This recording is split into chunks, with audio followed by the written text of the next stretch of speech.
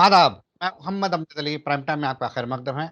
नाज़रीन किराम, किसी भी मुआशरे में जब मुआशरे के बड़े अपनी ज़िम्मेदारियाँ निभाने से चूक जाते हैं, तो वहाँ बच्चों को आगे आना पड़ता है।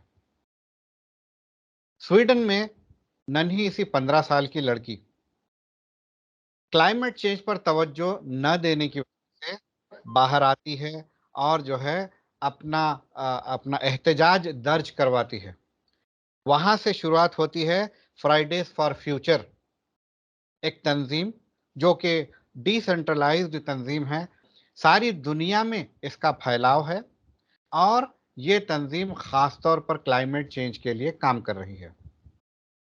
कल यानी कि 23 सितंबर को ग्लोबल क्लाइमेट स्ट्राइक उन्होंने मुनक्किद की थी। दुनिया के तमाम मुख्तलिफ ममालिक में जो है इसको ऑब्ज़र्व किया गया। हैदराबाद में एक नन्हे से जवां साल 17 साला लड़के ने सोलो स्ट्राइक जो है, इन्होंने सोलो स्ट्राइक का एहतमाम किया। ये नेकलेस रोड पर पीपल्स प्लाजा के पास जाकर बैठे और इन्होंने सुबह 4 बजे से और धूप निकलने तक के जितने लोग वहाँ पर वॉकिंग के लिए आ रहे थे, उनको पकड़-पकड़ कर क्लाइमेट चेंज के बारे में समझाया। फिर इन्होंने इसी तरह शाम में भी इसका एहतमाम किया। काफ़ी लोग मुतासिर हुए और वो उन्होंने भी अहद किया कि ये भी शामिल होंगे क्लाइमेट स्ट्राइक में। मैं जिस लड़के की बात कर रहा हूँ, निज़ाम कॉलेज के ग्रेजुएशन फर्स्ट ईयर के तालिबे इल्म रुचित आशा कमल। हाँ सर। रुचित, आपका बीबीएन चैनल पर मैं वेलकम करता हूँ। धन्यवाद सर, इतनी अच्छी इंट्रोडक्शन के लिए। मुझे बड़ी खुशी हुई आप इतनी कम उम्र में, ऐसी उम्र में तो लोग मस्ती में चूर रहते हैं, वो अपने आप में नहीं रहते। माँ-बाप की कमाई पैसे जो होते हैं, वो किस तरह से खर्च करना वो इतना ही जानते हैं। ऐसी उम्र में कॉलेज के आप स्टूडेंट हैं और आप जो है दुनिया का क्लाइमेट चेंज के बारे में सोच रहे हैं, तो आपको पहली बार ये कैसे ख़्याल आया? सर, पहली बात ये सब कुछ स्टार्ट होती है मेरे मन में जब मैं 8th क्लास में था। अच्छा, जब मैं 8th क्लास में था, मेरे तेलंगाना के जो बोर्ड में है, मैं तेलंगाना बोर्ड से आया हूँ। ओके। हमारे स्कूल में एक टेक्स्ट बुक में एक टॉपिक रहता है एनिमल बिहेवियर। हुँ, जिसको मैं पढ़ रहा था, मेरी टीचर एक्सप्लेन भी करी थी, तो मैंने एक बार रिवाइज़ कर रहा था। जब मैं टेक्स्ट बुक को पढ़ रहा था, तो मुझे देखने को मिला कि animal is also having a behaviour. Hmm, animal को भी कुछ तरकीब रहते हैं, वो भी रिप्रोड्यूस करते हैं, वो भी कुछ सोचते हैं, उनके भी इमोशंस हैं। हाँ, ये सब कुछ जब मेरे मन में आया, तो मेरे को रियलाइज़ हुआ कि हाँ, एनिमल्स एक लिविंग लिविंग थिंग्स हैं। वो मनुष्य के जीवन हुँ, में एक बैकग्राउंड की तरह नहीं है। वो हुँ, उनको भी एक जीवन है, उनको भी एक अलग सोच है। हुँ, इस मोर जब मैंने इसको रियलाइज़ करा, तब से मेरे माइंड में बस उसी की सोच चल रही है, हुँ, जब हुँ, 8th क्लास में था। ओके। तब से आज तक मेरे मन में सिर्फ़ वही रहता है कि क्यों क्यों कर रहे हैं हम लोग ऐसा? हुँ, जहाँ पे आज आज केरला में होती है स्ट्रे डॉग्स की, जो कुत्ते रहते हैं, उनकी कटिंग करवाया जाता है गवर्नमेंट के द्वारा, क्योंकि वो डेंजरस हैं। और कोई नहीं सोचता कि वो क्यों हो रहा है? डॉग्स इतने डेंजर में क्यों हो रहे हैं? इतना वायलेंट क्यों हो रहे हैं? उसके हुँ, बारे में कोई नहीं सोचता। हुँ, और हुँ, दूसरे-दूसरे बहुत सारे इश्यूज़ हैं। हर हर एक साल 300 से ज़्यादा स्पीशीज़ एक्सटिंक्ट हो जाते हैं। अच्छा। और एक्सटिंक्ट का मतलब रहता है कि वो हमारे दुनिया से चले जाएँगे। वो कभी नहीं मिलेंगे देखने के लिए। तो ये सब कुछ देखने के बाद ऑनलाइन, ये सब कुछ रियलाइज़ करने के बाद मेरा मन बस उसी पे लगा हुआ है। मेरा मन सिर्फ़ धरती पे लगा हुआ है। हुँ, उस अलग कुछ भी नहीं है कि मस्ती करूँगा, ये सब कुछ करूँगा। मैं तो मस्ती अच्छा, इसी में ढूँढता हूँ। जब मैं ओके। किसी को बोलता हूँ क्लाइमेट चेंज के बारे में या धरती के बारे में, जब उसकी सोच भी मेरे तरह बदलेगी, हुँ, या उसकी सोच कुछ भी पॉज़िटिव रहेगी मेरे ओपिनियन के बारे में, जब मुझे खुशी मिलती है, उसी से मुझे मस्ती मिलती है। बहुत अच्छे, बहुत अच्छे। बजाय जो है ऐसे-वैसे कामों में जाकर खुश होने के, आप कुछ अच्छा करके खुश होते हैं, इंसानियत के लिए और इस दुनिया के लिए। ये बड़ी बड़ी अच्छी बात है। तो ये जो ग्रेटा थुनबर्ग है, इनसे जुड़ने का ख़्याल आपको कैसे और कब आया? हाँ सर। सर हाँ, मेरी फ्राइडेज़ फॉर फ्यूचर हैदराबाद में जॉइन होने की सोच हमारी फ्राइडेज़ फॉर फ्यूचर में ऐसा कुछ नहीं है कि आप आके जॉइन हो रहे हो या कुछ रजिस्ट्रेशन प्रोसेस है, ऐसा कुछ भी नहीं है। हुँ, फ्राइडेज़ फॉर फ्यूचर एक स्लोगन है बस, फ्राइडेज़ फॉर फ्यूचर। उसका नाम ही बताता है कि हर एक फ्राइडे आप फ्यूचर के लिए लड़ रहे हो। आप हुँ, फ्यूचर के बारे में कुछ ना कुछ कर रहे हो। ओके, तो उसी मोटिव से जो भी काम करेगा, अगर एक बच्चा है, उसको पता चलेगा कि हर फ्राइडे हर एक दुनिया से बहुत सारे बच्चे हर फ्राइडे को कुछ ना कुछ कर रहे हैं क्लाइमेट चेंज के बारे में और वो भी कर हुँ, रहा है कुछ, तो वो भी फ्राइडेज़ फॉर फ्यूचर में पार्ट है। इसी हुँ, तरीके से मैं भी पार्ट हुआ था, मैं भी कुछ ना कुछ कर हुँ, रहा था हर एक वीक, तो ओके, मुझे पता चला हुँ, कि हमारे लोकल में फ्राइडेज़ फॉर फ्यूचर हैदराबाद है। जहाँ हुँ, पे एक ग्रुप बनता है। कुछ भी हुँ, इनिशिएटिव ले रहे हो तो मिल के ले रहे हो। इससे इम्पैक्ट क्रिएट होता है। जब मुझे ये पता चला तो मैं जॉइन हो गया। मैंने कॉन्टैक्ट किया उन लोगों को, तो उन्होंने रिसीव किया मुझे और आज हम यहाँ पर हैं। ओके। तो अब आप ये जो अकेले स्ट्राइक पर जाने का आपने सोचा, हाँ। तो कोई आपके साथ जुड़ने राज़ी नहीं था? या फिर क्या मामला था कि आपने सोलो स्ट्राइक पर गया?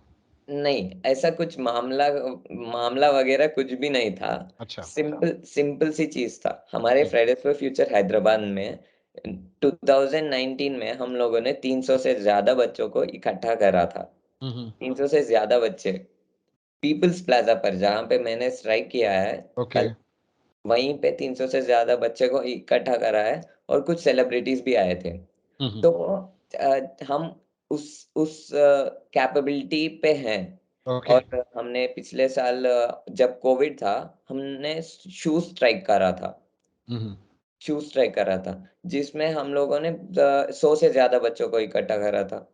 तो हमारी नंबर नंबर नंबर हम हमें मैटर नहीं करती। हम ठीक है। चाहे तो कितने भी बंदे को बुला सकते हैं। हुँ, लेकिन क्या था वो भी एक रीज़न था कि हम लोगों ने कॉन्टैक्ट किया था हमारे जो टीम वालों को। हुँ, लेकिन बहुत सारे बंदों के पास कुछ शेड्यूल्स थे ऑलरेडी। ओके, क्योंकि अभी दुर्गम चरू में एक साइक्लिंग रिवॉल्यूशन हो रहा है। हुँ, तो उस इवेंट के प्रोसेस में हमारे बहुत सारे वॉलंटियर्स लगे हुए हैं। तो ओके, उनको टाइम नहीं मिल पा रहा था। तो मैंने क्या सोचा और हमारे ग्रुप ने क्या सोचा कि चलो सोलो स्ट्राइक करते हैं। हुँ, हुँ, और ये जो सोलो स्ट्राइक करने की मेन मेन एम ये थी कि ग्रेटा थनबर्ग ने जो किया, हुँ, उसी को रेप्लिकेट करना है हमें हैदराबाद में। ओके, और ये दुनिया को शो करना है कि हैदराबाद को शो करना है कि अकेले बंदे बहुत सारा इम्पैक्ट क्रिएट कर सकता है। जब बिल्कुल, मैंने कल किया, जब हुँ, मैं लोग सोचते हैं अकेले करने में तो पागलपन है, अकेले कौन करता है?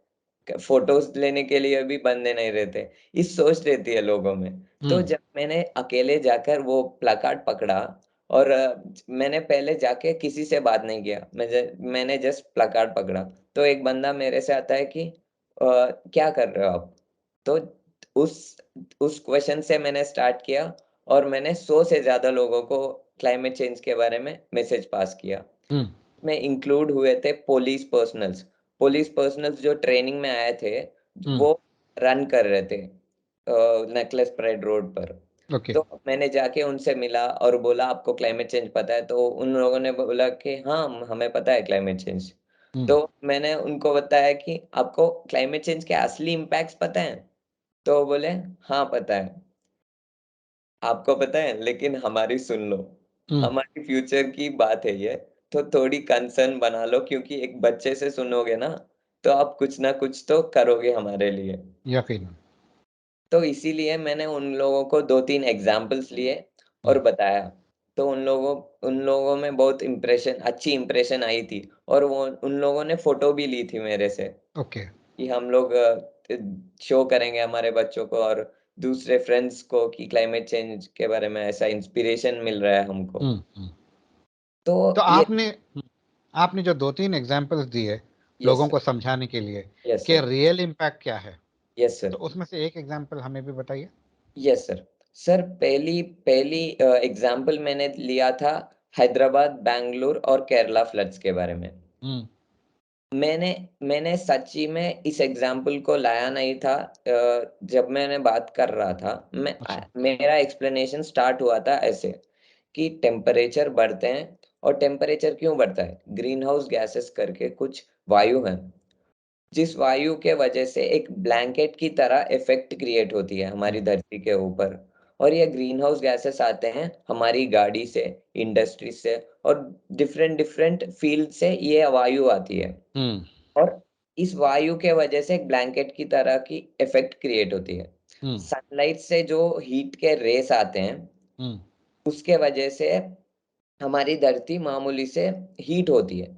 लेकिन ये वायु के वजह से ये हीट ट्रैप हो जाता है और धरती की टेम्परेचर बढ़ती ही रहती है, तेजी से बढ़ती रहती है। उसी वजह से होती है क्लाइमेट चेंज। हाँ। उसके बाद मैंने बताया कि आइस मेल्ट हो जाते हैं टेम्परेचर बढ़ने से, जो ठीक। अंटार्कटिका में है। ठीक। और अंटार्कटिका में आइस मेल्ट होएगा तो पानी का कहाँ जाएगा? पानी आएगी लैंड के ऊपर। जमीन पर आ जाएगा, बिल्कुल। हाँ। वहीं से जमीन के ऊपर जब आएगी तो हमारे सिटीज जो कोस्टल एरियाज में है वो तो डूब जाएंगे ना। डूब जाएंगे, आइलैंड्स कई डूब जाएंगे। हाँ, आइलैंड्स आइलैंड्स की तो बात ही नहीं बोलते कोई भी, क्योंकि वो तो डूब जाएंगे, वो तो हम्म। पक्की बात है। हम्म। लेकिन कोस्टल एरियाज तो डूब जाएंगे, क्योंकि चेन्नई है कोस्टल एरिया में, मुंबई है कोस्टल एरिया में, सबसे फेमस दुबई है कोस्टल एरिया में। हम्म। तो ये सारी सिटीज भी डूब जाएंगी ना। हम्म। तो इसके बारे में एग्जाम्पल दे रहा था। तो बहुत अच्छा। उन पुलिस ट्रेनीज में एक एक ऑफिसर ने बताया कि तो अच्छा, तो हैदराबाद, बैंगलोर और केरला में जो फ्लड्स आए थे उनका रीजन भी क्लाइमेट चेंज ही है। तो मैंने हम्म। बोला हाँ, हम्म। जो फ्लड्स आ रहे हैं, जो टेरेबल रेन्स आ रहे हैं हैदराबाद में, उसका हम्म। रीजन भी क्लाइमेट चेंज है। अगर हम्म। टेम्परेचर बढ़ रहा है तेजी से तो वेदर में जो पैटर्न्स होंगे उसमें डिस्टरबेंस आएगी। तो वही एग्जाम्पल लिया था मैंने। बहुत अच्छे, बहुत अच्छे। आप कौन से ग्रुप से ग्रेजुएशन कर रहे हैं? ग्रेजुएशन में हिस्ट्री, सोशियोलॉजी और जियोग्राफी सर। सरप्राइजिंग। आप हिस्ट्री, सोशियोलॉजी, ज्योग्राफी के हैं, और फिर आप ये केमिस्ट्री समझा रहे हैं लोगों को, जियोलॉजी समझा रहे। बहुत बहुत अच्छे। मुझे बड़ी खुशी हुई। आमतौर पे होता ये कि ऐसे स्टडीज़ में बायोलॉजी, फिजिक्स और केमिस्ट्री से रिलेटेड स्टूडेंट जो है आगे बढ़ते हैं। यकीनन आपका कंसर्न बड़ा ही सीरियस है। मैं समझ सकता हूँ कि आपने वो 8th क्लास में जो लेसन्स पढ़ने के बाद जो आपकी फ़िक्र स्टार्ट हुई, यकीनन वो वायरल होगी अब लाखों की तादाद में लोग आपसे जुड़ेंगे, आपके कॉज के लिए जुड़ेंगे, और जो है यकीनन क्लाइमेट चेंज पर काम होगा, और ग्लोब को प्रिजर्व करने में और जो है रिसोर्सेस को कंजर्व करने में बड़ी मदद मिलेगी। तो और क्या इम्पैक्ट देखा आपने आपकी कल सोलो स्ट्राइक का? सोलो स्ट्राइक में हमने जब मैंने बात किया था तो हमने सॉल्यूशंस भी सजेस्ट किए। हम्म। सॉल्यूशंस तो सबको बताएं। क्लाइमेट चेंज तो होता है वायु प्रदूषण से। हम्म। वायु में जो होते हैं गैसेस, उसके एमिशंस हम्म। के वजह से। हम्म। तो मैंने सिंपल सी सॉल्यूशन दी कि आप अपनी मीट डाइट कट कर सकते हो। आप अभी मीट मीट कंजम्पशन कर रहे हो। हाँ। हम्म। आप एक दिन के लिए कट कर सकते हो, मतलब एक दिन के लिए रोक सकते हो, क्योंकि हम्म। हमारे फ्यूचर के बारे में सोचो। मीट के वजह से आपको इंटरलिंकिंग बताता हूँ। ये ओके। मीट मीट और क्लाइमेट चेंज का क्या हिसाब है। हम्म। अभी आप बकरी, पता है आपको? बकरी की जो डंग है, हम्म। उस जब वो एक्सक्रीट करती है तो वहां से आती है मीथेन गैस। ओके। काव डंग और गोट डंग और जो डोमेस्टिक एनिमल्स है, जी। उनके डंग से हम्म। मीथेन रिलीज होती है। ओके। तो जब ये रिलीज होती है, वो वायु में, वो भी एक green house gas blanket effect create करती है। तो ये है, इसकी इंटर रिलेशन को मैंने बताया और बोला कि आप एक दिन के लिए मीट को कट कर सकते हो। और इलेक्ट्रिक स्कूटी सो इलेक्ट्रिक जगह पर अवेलेबल है, तो आप खरीद सकते हो इलेक्ट्रिक स्कूटीज को भी, क्योंकि वो चीपर रेट है और अच्छे इफेक्टिव है। और आप पब्लिक, क्योंकि वो ग्रीन हाउस गैस एमिशन को लेस कर सकते हैं। अगर आप मेहदीपट्टनम जाना चाहते हो सिर्फ कार में जाओगे तो इंस्टेड ऑफ दैट आप ले सकते हो पब्लिक ट्रांसपोर्ट, बहुत सारे बसेस अवेलेबल हैं, बहुत सारे डिफरेंट महीने के रोडवेज अवेलेबल है, आप पिक ले सकते हो। तो ओके, इस सॉल्यूशंस को मैंने सजेस्ट किया और बहुत सारे लोगों ने बताया था कि हाँ, हम ज़रूर अपनाएँगे। ये भी बोला कि आपको कुछ प्रेशर नहीं है कि आप आज से ही स्टार्ट कर दो, आज ही मीट को बंद कर दो, आज ही इलेक्ट्रिक व्हीकल ले। मैंने उनको बताया कि मैं बोल रहा हूँ, आप सोचिए, आप ही इम्पैक्ट के बारे में सोचिए, आप ही हमारे फ्यूचर के बारे में सोचिए, आप भी पढ़िए क्लाइमेट चेंज के बारे में, जब लेना आपकी एक्शन। Okay, okay, okay. इसके अलावा इंसानों को क्या-क्या करना चाहिए ताकि क्लाइमेट बेहतर हो सके? क्लाइमेट बेहतर हो सके, पहली बात तो मैं टर्मिनोलॉजी समझाता हूँ आपको। क्लाइमेट चेंज ना अकेले से नहीं रोक सकते हम इस बड़ी चीज़ को। हुँ, इसको रोकने के लिए बहुत सारी मैकेनिज़्म पड़ती है। क्योंकि इंडस्ट्री की बहुत सारी लेवल मैक्सिमम परसेंटेज हुँ, इंडस्ट्री से ही आती है ग्रीन हाउस गैस में। तो इसको रोकने का जो ट्राई है वो एक मामूली सी बंदे सी जो जनता है वो नहीं कर सकती। हुँ, हुँ, इसको करना पड़ता है गवर्नमेंट के द्वारा। तो हम क्या करेंगे, हम आपको एजुकेट करेंगे क्लाइमेट चेंज के बारे में। आप कौन हो? आप जनता हो। जनता सभी जनता क्लाइमेट चेंज तो जनता फ़ॉर्म करेगी गवर्नमेंट को। गवर्नमेंट की मतलब क्या है? गवर्नमेंट की मतलब है जनता। अगर जनता को पता है क्लाइमेट चेंज, तो गवर्नमेंट भी क्लाइमेट चेंज के बारे में सोचेगी ना। हुँ। तो ये हमारी टर्मिनोलॉजी है और हम इसको फ़ॉलो करने के लिए बोलते हैं। क्लाइमेट चेंज की सॉल्यूशन बोलते हैं इसे। Okay, okay. यूथ को किस तरह से एजुकेट किया जाएगा? स्कूल चिल्ड्रन को किस तरह से एजुकेट किया जाएगा क्लाइमेट चेंज के बारे में? हाँ सर। सर मैं सिर्फ़ फ्राइडेज़ फॉर फ्यूचर हैदराबाद में ही नहीं हूँ। मेरा एक ऑर्गनाइज़ेशन भी है टीन एक्टिविज़्म करके, जो ओके। हैदराबाद में बहुत सारे बच्चों को एम्पावर करती है हुँ, और मैं सेक्रेटरी हूँ क्लाइमेट फ्रंट इंडिया के, जो एक फाउंडेशन है। तो हम लोगों ने जम्मू में, हम लोगों ने चंडीगढ़ में अभी तक 4 एक्सटेंशन कन्वर्सेशन सेशंस की है, जहाँ ओके। पे हम लोग बताते हैं कि क्लाइमेट चेंज क्या है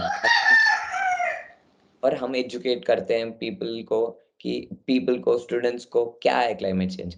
हमारी ऑर्गनाइज़ेशन की मोटिव है क्लाइमेट फ्रंट इंडिया की कि अभी मैं क्लाइमेट चेंज के बारे में बहुत ज़्यादा इंटरेस्ट रखता हूँ। हुँ, मुझे इंटरेस्ट भी ऑर्गनाइज़ेशन में काम करूँ, वॉलंटियर करूँ और क्लाइमेट चेंज के बारे में कुछ ना कुछ करूँ। हुँ, लेकिन हमारी ऑर्गनाइज़ेशन में जो काम करते हैं क्लाइमेट फ्रंट इंडिया में, हम लेते हैं बच्चों को, जिसके बारे में क्लाइमेट चेंज के बारे में कुछ भी अवेयर ना हो। हुँ, हम उन्हें लेते हैं और हमारे ऑर्गनाइज़ेशन में वॉलंटियर करवाते हैं। जब वो एक एक्टिविस्ट पर्सपेक्टिव से, जब वो अंदर से देखेंगे क्लाइमेट चेंज के बारे में, तो वो कभी ना कभी फ्यूचर में तो सोचेंगे ना क्लाइमेट चेंज के बारे में कुछ बिल्कुल। करने से पहले। तो ये हमारी यूनिक मोटिव है। हुँ, सभी ऑर्गनाइज़ेशंस चलते हैं हम मेरे जैसे फुल टाइम वर्कर्स से। हुँ, लेकिन हमारी ऑर्गनाइज़ेशंस में चलती हैं बच्चे से जिनकी कनेक्शन क्लाइमेट चेंज से कुछ भी रिलेटेड नहीं है। हुँ। गवर्नमेंट्स का क्या रोल होना चाहिए जो कि गवर्नमेंट्स प्ले नहीं कर रहे? सर गवर्नमेंट की रोल मैं तो 3 एग्ज़ाम्पल दे दूँगा। एक रहेगी महाराष्ट्र की और 2 हुँ, हमारे तेलंगाना की। हुँ, अभी आपने चिवेल्ला बनियन ट्रीज़ के बारे में सुना होगा, जहाँ पे ट्री फेलिंग हो रही है। हुँ, क्लाइमेट चेंज की हीलिंग होगी, क्लाइमेट चेंज की सॉल्यूशन होगी प्लांटेशन। हुँ, लेकिन प्लांटेशन हम एफ़ॉरेस्टेशन कहते हैं उसे, मतलब नई पेड़ को लगाना। हुँ। एफ़ॉरेस्टेशन मैक्सिमम फ़ेल हो जा रही है आज के ज़माने में, ड्यू टू अच्छा, the lack of care. Lack of?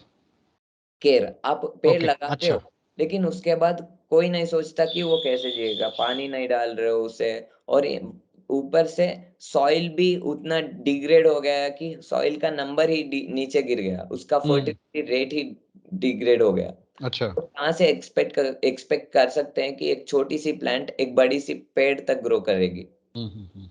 तो इसको मन में रखते हुए गवर्नमेंट की रोल रहना चाहिए कि वो प्लांट करे और कंजर्व करे ट्रीज को। अब ये कंजर्व। गवर्नमेंट की वजह से तो फेलिंग हो रही है।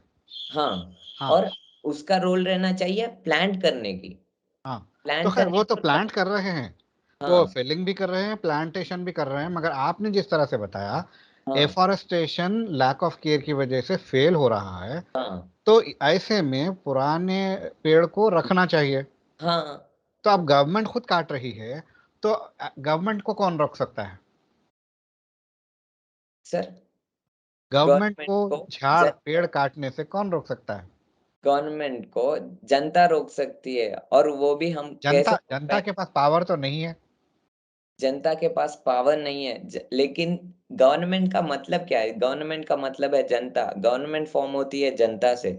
जब बात जन सही है, डेमोक्रेसी है, गवर्नमेंट जनता से ही है, मगर हो ये रहा है कि अक्सर गवर्नमेंट्स थंपिंग मेजॉरिटी से पावर में आने के बाद वो जनता तो दूर की बात, ऑपोजिशन को भी जो है कोई रिस्पेक्ट नहीं दे रहे हैं, क्योंकि अब हर चीज़, हर पावर, एब्सोल्यूट पावर उनके पास है।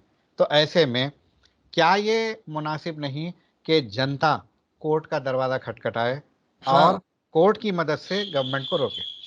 हाँ, ये बिल्कुल सही बात आपने कही, और हमने अपनाया भी। जो चिवेला बनियन ट्रीज की उसमें है, हमने अपनाया फ्राइडेज फॉर फ्यूचर हैदराबाद और बहुत सारे ऑर्गेनाइजेशंस तेलंगाना से। हम्म। तो हम लोगों ने इसी चीज को अपनाया, और अभी तक चल रही है वो। ठीक। और हमने बहुत सारे डिफरेंट डिफरेंट तरीके भी अपनाए। जियो जीआई टैगिंग हो गया एक एक प्लांट को, ऐसा नंबर कुछ। दे रहे हैं। हाँ। हमारी कोशिश रह रही कि हम रक्षा करें पेड़ की। ठीक। अ, तो और दूसरी एग्जांपल मैं बताना चाहता हूँ आर्य के बारे में। महाराष्ट्र में मुंबई मुंबई आप लोग सभी जानते हो, मुंबई एक बड़ी सिटी है। और हम्म। मुंबई मुंबई में अकेली एक ही फॉरेस्ट है।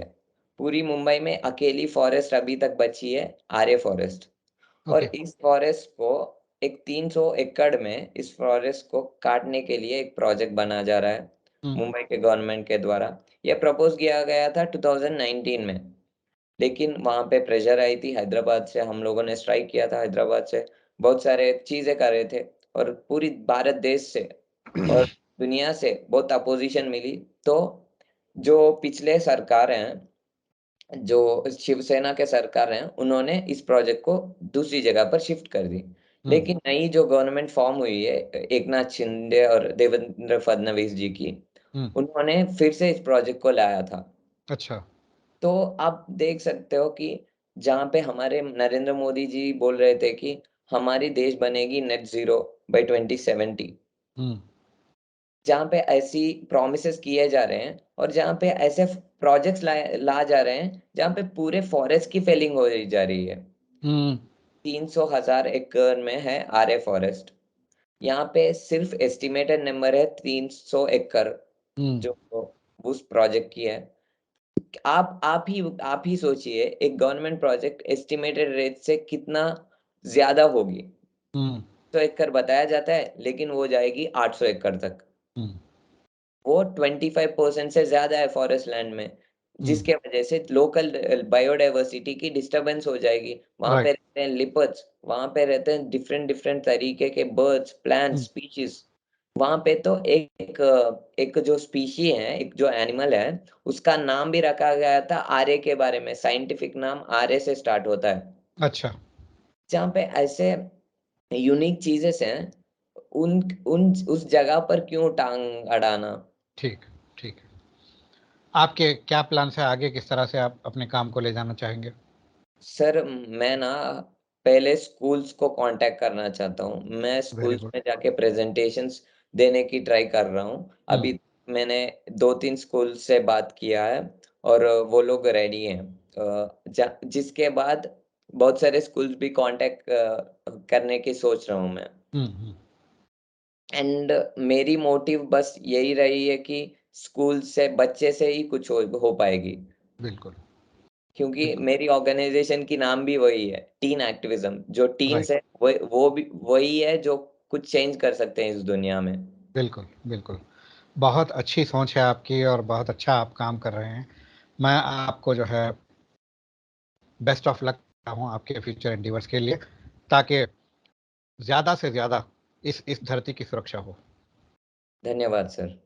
आप हमसे जैसे बात करने का आप जैसे लोग, आप जैसे जर्नलिस्ट, आप जैसे लोग जो हमें सपोर्ट करते हैं, वो हमें पॉजिटिव एनर्जी देती है, कुछ काम करने के लिए। और आप जैसे लोग, जो बड़े लोग हैं, आपकी आशीर्वाद मिलने से तो कुछ भी कर सकते हैं। हमें बस आपकी प्यार ऑलवेज चाहिए। Always with you. Okay, धन्यवाद sir. always for the cause of humanity, always for the cause of the world, the globe, so धन्यवाद। that it remains livable place. Yes sir, exactly. We want, हमें धरती को एक ऐसी जगह बनानी है, जहाँ पे सभी सभी जंतु, सभी मानव अच्छे से जिएँ। ठीक ठीक। हमसे बात करने का बेहद शुक्रिया। धन्यवाद सर। आपके टाइम देने के लिए बहुत-बहुत शुक्रिया sir. Thank you so much. तो नाजरीन, ये थे जवां साल 17 साला स्टूडेंट निज़ाम कॉलेज के रुचित आशा कमल। इन्होंने इतनी कम उम्र में इस ज़मीन से पोल्यूशन को दूर करने का बेड़ा उठाया है, और इन्होंने सोलो अकेले जाकर पीपल्स प्लाजा में सुबह 4 बजे, जबकि दुनिया सोई हुई रहती है, बहुत कम ही लोग जो हेल्थ कॉन्शियस होते हैं वैसे लोग बाहर निकलते हैं। कोई जॉगिंग करता है, कोई वॉकिंग करता है, कोई योगा करता है। ऐसे वक्त लोगों को एक मैसेज इन्होंने पहुंचाई है। फिर सेम मैसेज कॉलेज के बाद इन्होंने शाम में पहुंचकर 5 बजे लोगों से बात की और ये मैसेज पहुंचाई कि ग्लोबल जो है जो चेंजेस आ रहे हैं, क्लाइमेट चेंज आ रहे हैं, और उसके रियल इम्पैक्ट्स क्या है, बड़े बड़े एडल्ट्स नहीं जानते। हाँ, फ़र्क पड़ रहा है इतना जानते हैं, मगर हकीकत में कितना फ़र्क पड़ रहा है वो नहीं जानते हैं। तो रुचित ने उनको एजुकेट करने की कोशिश की। इनके बड़े अच्छे इरादे हैं। ये यूथ को इन्वॉल्व करेंगे, ज़्यादा से ज़्यादा स्कूल कॉलेजेस के बच्चों को एजुकेट करेंगे, ताकि वो बच्चे आगे बढ़कर एक उम्मीद की किरण बनेंगे। हमें दीजिए इजाज़त।